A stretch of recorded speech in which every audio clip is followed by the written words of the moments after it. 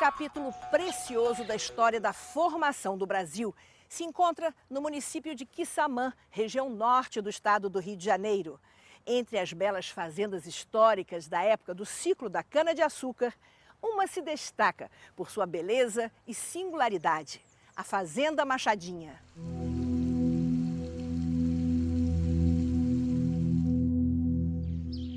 Hoje, transformada num complexo cultural, essa fazenda de Quissamã guarda suas memórias e histórias. Na resistência de um povo, nas suas festas e manifestações artísticas. A Fazenda Machadinha, relíquia de Quissamã, é o tema desse documentário Expedições.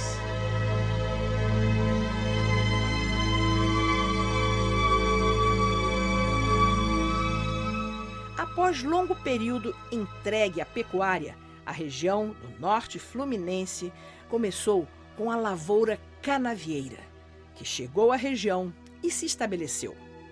O desenvolvimento começou a chegar a partir da exploração em larga escala da cultura da cana-de-açúcar e da construção dos primeiros engenhos no local. Os vestígios dessa época se espalham por toda a região.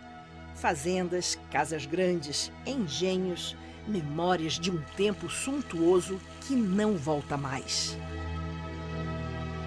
É como se a época dos engenhos, das grandes fazendas de cana, sua gente e sua cultura se deixassem visitar mais de um século depois.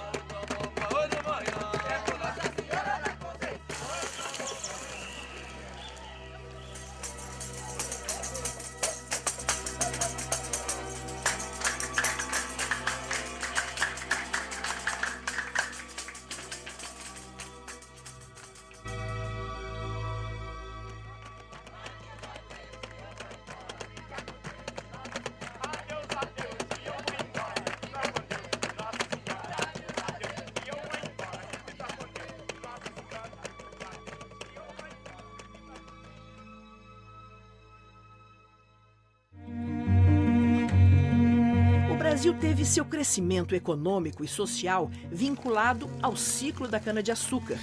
A vila de Quissamã foi fundada em 1749, mas o desenvolvimento da região começou com as primeiras plantações de cana-de-açúcar. No início do século XIX, já havia 7 engenhos na região e com eles surgiram os grandes solares dos barões do açúcar. Você tem a alta aristocracia rural, você tem senhores de império em Quissamã, cada um desempenhando um papel extremamente significativo, tanto do ponto de vista econômico, como também do ponto de vista político. Então, quer dizer, Quissamã tem esse aspecto. O solar de Machadinha não é a casa de senhor de engenho mais antiga de Quissamã. Antes dela, foi construída a Casa da Fazenda Mato de Pipa, que foi finalizada em 1782.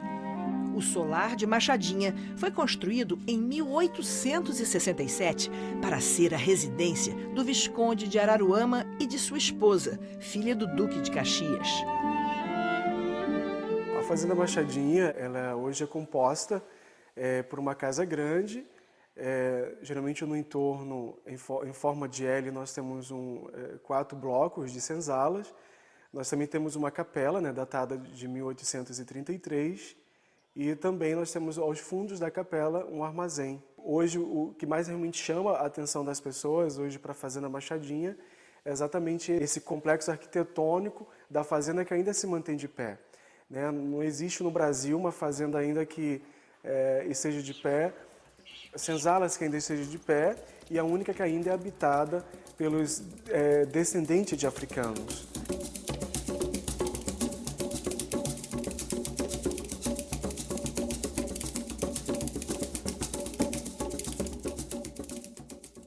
Um dos moradores mais antigos da Machadinha é seu Herotil de Azevedo, mais conhecido como seu Tide.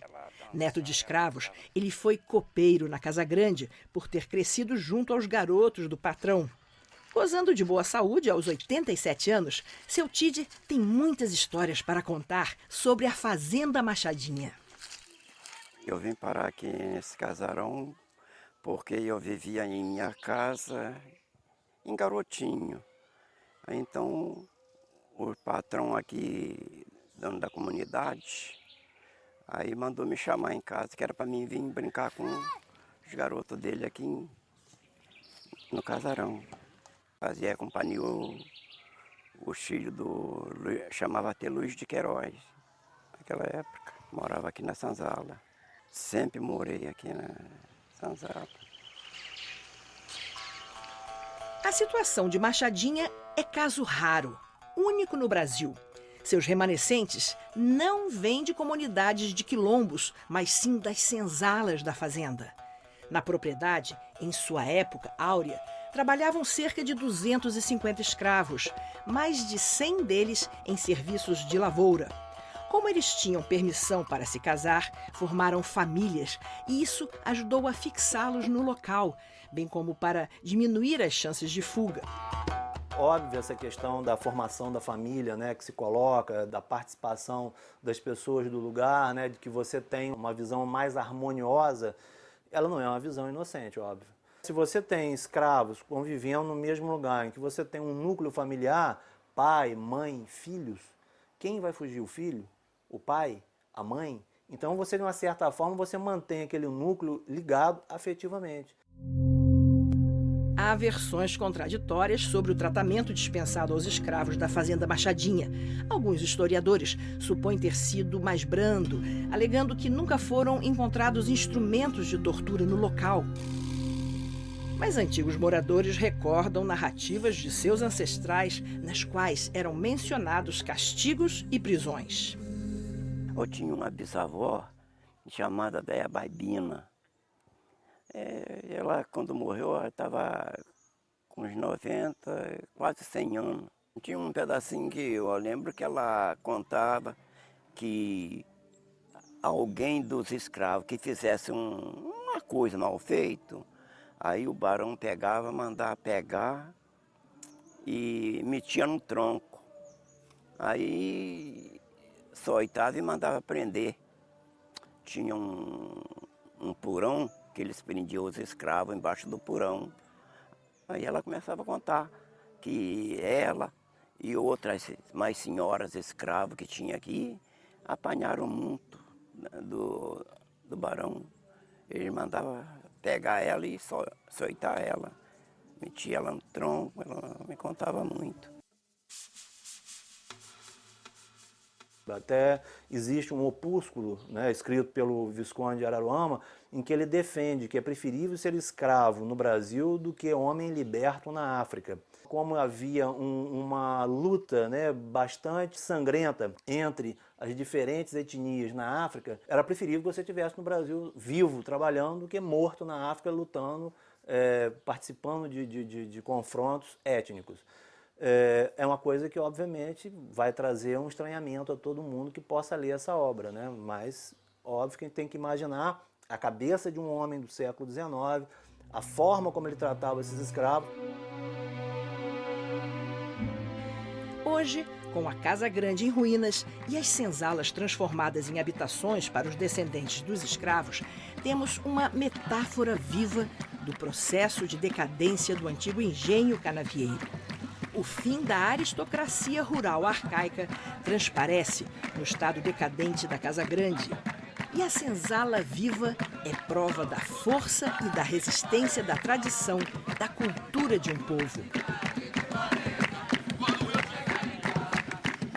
Então o que acontece? Você tem ainda hoje, ao redor, né, da Casa Grande, né, mesmo sendo uma ruína, você tem as senzalas. Ou seja, são as pessoas que trabalhavam naquela imediação, trabalhavam naquele complexo, que a gente chama, né, o complexo, hoje em dia, Complexo Cultural Fazenda Machadinha. Você tem aquele complexo com as pessoas que trabalham, obviamente as pessoas que servem a Casa Grande, as pessoas que trabalham na lavoura. Você tem uma igreja, uma capela muito significativa, num estilo bastante interessante, né, com arquitetura muito significativa e com imagens extremamente valiosas. Existem 5 imagens, né, imagens sacras na capela de Machadinha, né, que foi restaurada recentemente, que são imagens de altíssimo valor artístico. Então, quer dizer, você tem dentro daquele espaço rural todo o simbolismo, todo o significado de uma região no espaço urbano. Quer dizer, ali é como se fosse uma cidadela. É um espaço de convivência em que aquelas pessoas vão usufruir daquele mesmo espaço e, de uma certa forma, né, o que é talvez o aspecto mais significativo é a relação entre o senhor de escravos e os seus escravos. Em 1979, a Fazenda Machadinha teve seu conjunto arquitetônico tombado pelo INEPAC, o Instituto Estadual do Patrimônio Cultural, e se tornou Patrimônio Cultural do Estado do Rio de Janeiro. Depois disso, a Prefeitura de Quissamã desapropriou o local, restaurando as senzalas e fazendo a contenção das ruínas da Casa Grande. Era o início do complexo cultural Fazenda Machadinha. Com um patrimônio material e também imaterial que remonta ao século XVIII, Quissamã tem muito a revelar sobre o país. O bom aproveitamento de seus bens culturais, sua restauração e preservação só trazem benefícios para a comunidade. E a possibilidade de gerar renda aproveitando o potencial histórico, turístico e cultural de um patrimônio.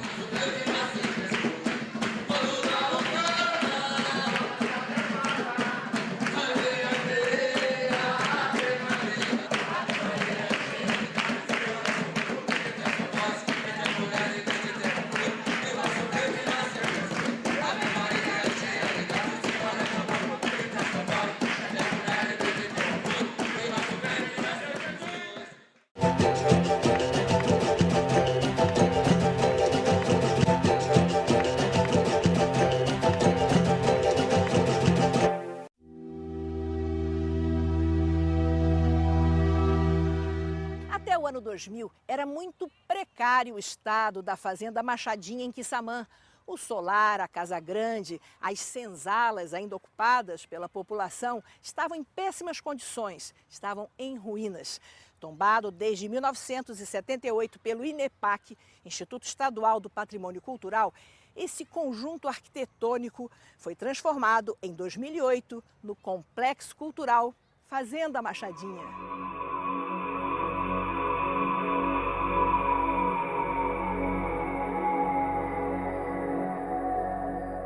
Várias atrações fazem parte do complexo cultural.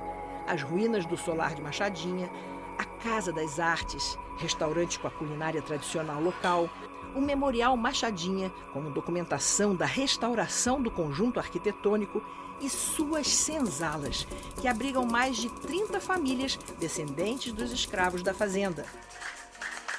Mas seu maior patrimônio é a herança cultural, as tradições e manifestações artísticas afro-brasileiras, o jongo, o fado, a culinária. A cultura é a grande riqueza, o grande diferencial da Fazenda Machadinha.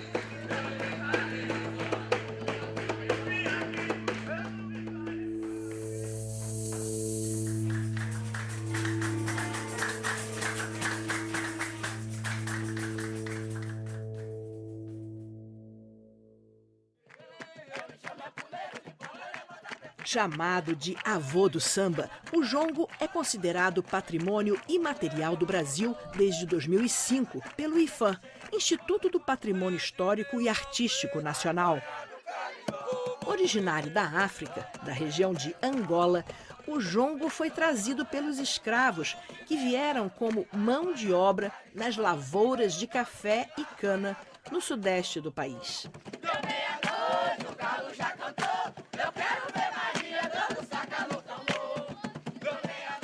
A Fazenda Machadinha é um dos núcleos de resistência da cultura do jongo, que aqui costumava ser chamado de tambor.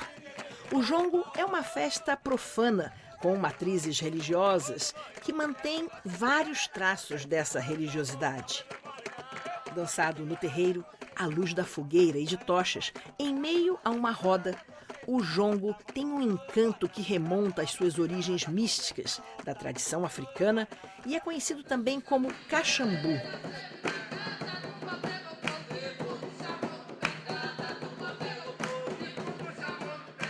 Sempre dancei. Dançava minha prima, que morava aí do lado, mas ela morreu.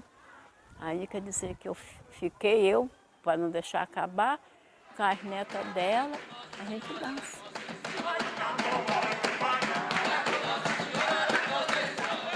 O jongo eles já praticam já há muitos e muitos anos. Eles falam que o jongo, a mãe de santo falava, que o jongo que nós hoje dançamos é a macumba.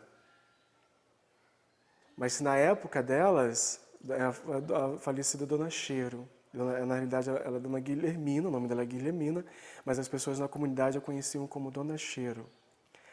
E ela fala que hoje o jongo que nós assistimos é macumba, mas que na época dos seus pais, né, dos seus antepassados, era o famoso tambor. Ela falava que tambor é tambor, jongo é jongo.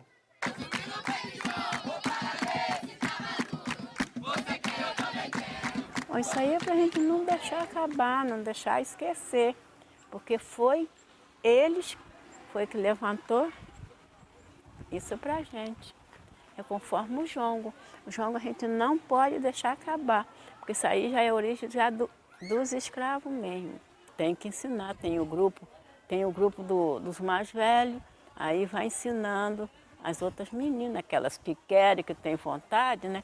Que tem muitas aí que se interessam. Por isso. Ontem mesmo fizemos uma roda enorme aí.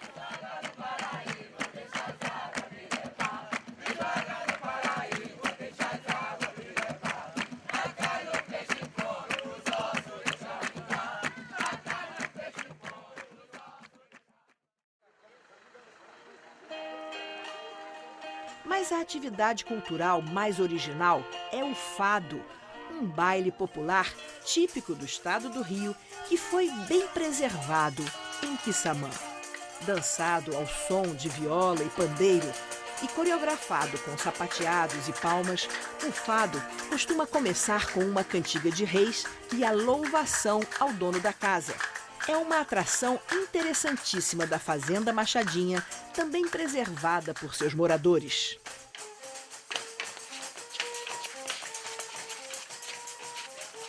Então eu aprendi, gosto do fado.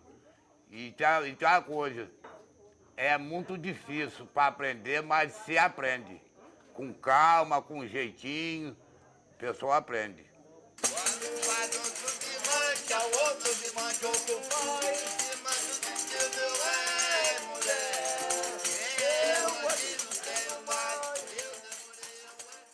Agora, o fado, eu acho ele mais autêntico do que o jongo, na medida em que você tem uma mescla de culturas colocadas ao mesmo tempo. Se você reparar bem, o jongo em Quissamã é praticado pelos negros, mas o fado é praticado pelos brancos. Se você pegar o grupo de fado, ele é composto por pessoas brancas. Se pegar o grupo de jongo, ele é composto por pessoas negras, o que não impede que tanto num grupo como no outro você tenha um negro ou um branco. Mas a maioria no jongo é negra e a maioria no fado é branca. Então, assim, o fado especificamente, ele tem uma coisa que, obviamente, passa pelo fado português, mas também tem uma mescla de cultura africana nele. A própria forma como as pessoas batem palma no meio da apresentação, a própria forma como elas se locomovem, como elas dançam. Você tem instrumento de percussão no meio, né? Que no fado original não tem esse instrumento de percussão, em geral é um instrumento de corda. Então, assim, ela tem uma mescla de culturas que faz do fado, para mim, uma coisa extremamente original.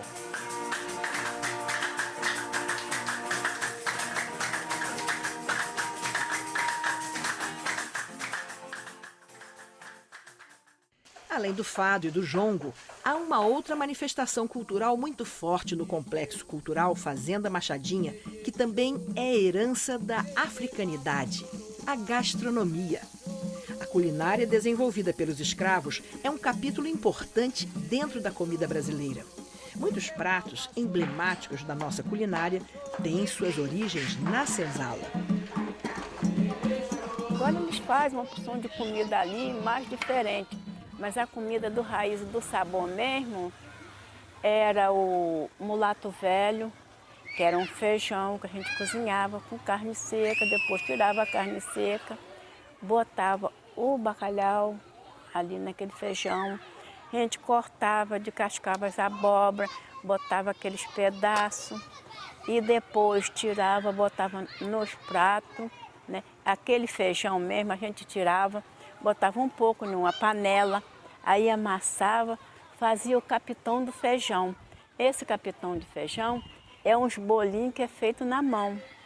A gente amassava eles assim, pequenininho assim, aí arrumava nas travessas, o pessoal comia que era uma beleza. Na Fazenda Machadinha, o restaurante da Casa das Artes é responsável por oferecer os quitutes tradicionais, como o capitão do feijão e outras iguarias, que tiveram suas receitas resgatadas pelo projeto Raízes do Sabor. A gente fazia, era sopa de leite, era sopa de abóbora e tinha carne seca, a gente cozinhava, depois desfiava ela todinha, fazia refogadinho, aquela sopa de leite, a gente botava a carne seca embaixo daquelas quimbuquinhas, botava a carne seca refogadinha embaixo e botava a sopa de leite por cima. O nome daquele pratinho chamava escondidinho, que era a comida dos escravos. Para eles não descobrir que estavam comendo carne seca, aí botava a carne seca escondida e botava a sopa de leite por cima, para esconder.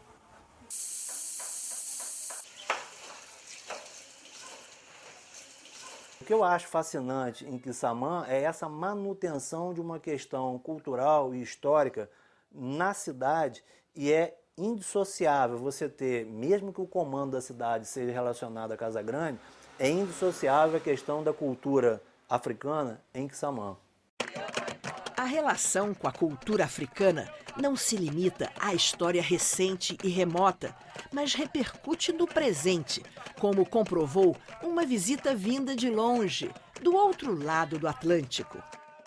A gente que está ali assistindo aquele espetáculo é como se você estivesse vendo pessoas que são as mesmas.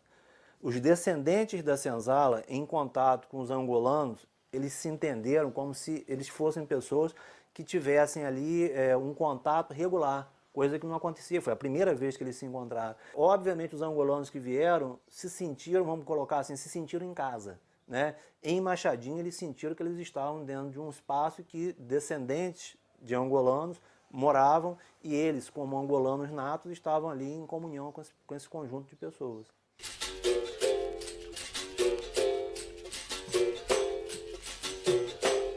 Outro símbolo vivo da integração entre África e Brasil, nas terras da Fazenda Machadinha, está bem em frente ao solar de Machadinha, a antiga Casa Grande da Fazenda. Em frente ao solar do Visconde de Araruama existe um pé de baobá. O pé de baobá é o símbolo máximo da cultura africana, né? Aquilo é uma árvore sagrada. Quem vai a Angola nota que existe baobá em grande quantidade e muitas vezes em espaços em que o pé de baobá, vamos dizer assim, atrapalharia, por exemplo, a edificação ou atrapalharia, por exemplo, a construção de uma estrada. Quando você tem um pé de baobá na trajetória de uma estrada, desvia-se a trajetória da estrada, não se derruba o baobá. Então, quer dizer, é uma árvore que ela é sagrada, ela tem múltiplas funções e múltiplas compreensões dentro da cultura africana.